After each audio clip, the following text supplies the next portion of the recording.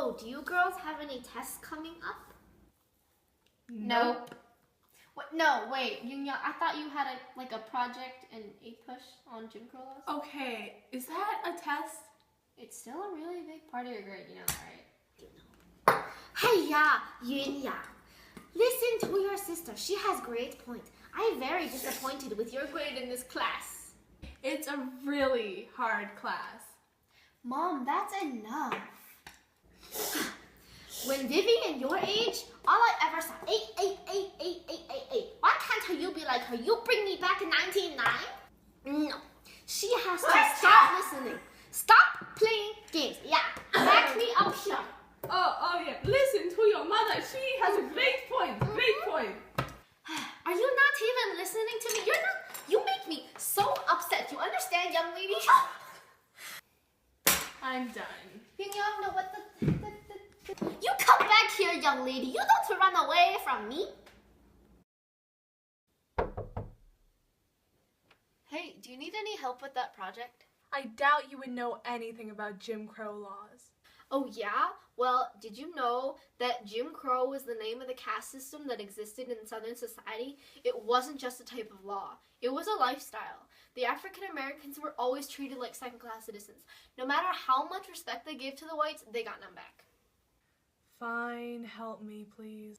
So, do you know what started the segregation in the first place?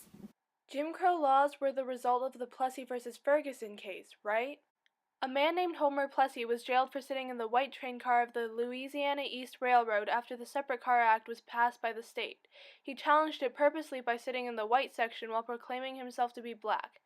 After the case went to the Supreme Court, it went in favor of the law, setting the precedent that separate but equal facilities did not go against the rights given by the 14th Amendment.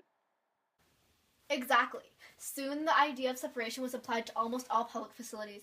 The colored ones were always worse off than the white ones.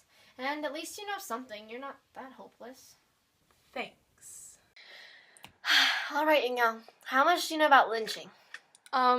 Lynching was usually done to African Americans in the form of hanging or shooting, but some were burned at the stake. It was a community affair for the whites, and it was mainly done to terrorize the blacks and maintain white supremacy in the South. Right. The whites in the South had a deep hatred for the blacks, and so they lynched them, claiming that Negroes had an uncontrollable desire to rape white women. Rape was not the only assault that charged. Other reasons included stupid ones like peeping into windows.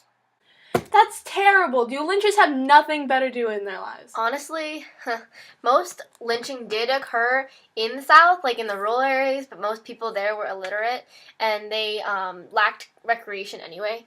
And then most of the people living there were already in competition economically with the black farmers, so hatred was more or less just fostered. And then, so basically lynching was their form of, like, entertainment, kind of like football. That's interesting. Those Southerners be cray. Yeah, but actually, lynching didn't just happen in the South. Really? Even though most of the lynching did happen in the southern states, lynching did occur in the border and northern states. Didn't anyone try to do anything about it? Not really. If the lynchers were caught or sentenced, they were pretty much pardoned. And it wasn't any more help that the police officers condoned the mobs and usually joined them too.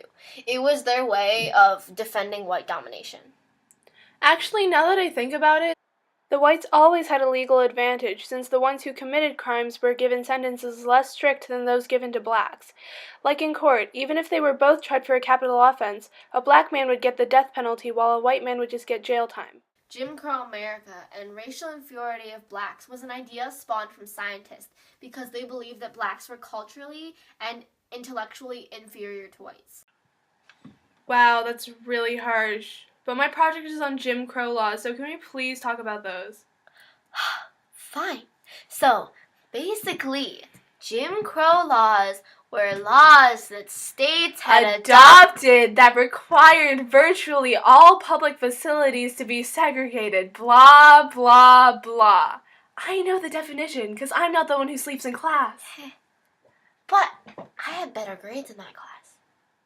Anyway, blacks were even denied their rights to vote. How is that even possible? There's no way that's legal because that definitely violates their 15th Amendment rights. Sadly, it was very much legal. States had things like literacy tests, poll taxes, and grandfather clauses, and all other kinds of way to prevent blacks from being able to vote. The sad part was that the government deemed all of these things illegal. Here, let me show you this video that explains a lot of the social norms. Hi! Can I eat with you? Hey girl, can I buy you a drink? I need a lighter for this thing. I can light it for you. Get away from me! Hey grandma!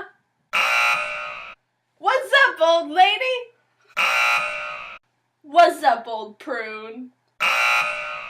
What's up, wrinkly raisin? What's up, elderly woman with lots of creases? Honey, you better give me some respect for I'll whoop you. Even when cases concerning these types of legal measures were brought to the Supreme Court, it was ruled that they were legal because they were used to determine the citizens' qualifications for voting. Was there anywhere where they were kind of equal? Like farming. Whites farm too. Some did and some didn't. Like, for blacks, they were condemned to domestic labor. They had no choice. But some whites were often given opportunities to learn industrial skills that could help them move up in the middle class. All right. Well, I think I have enough information to make a project out of. Thanks for the help. Now to do more research. Good luck, bro. Thanks. Oh yeah, by the way, you know that project I was talking about? I got an A. Oh, really? Good. Now I don't have to punish you.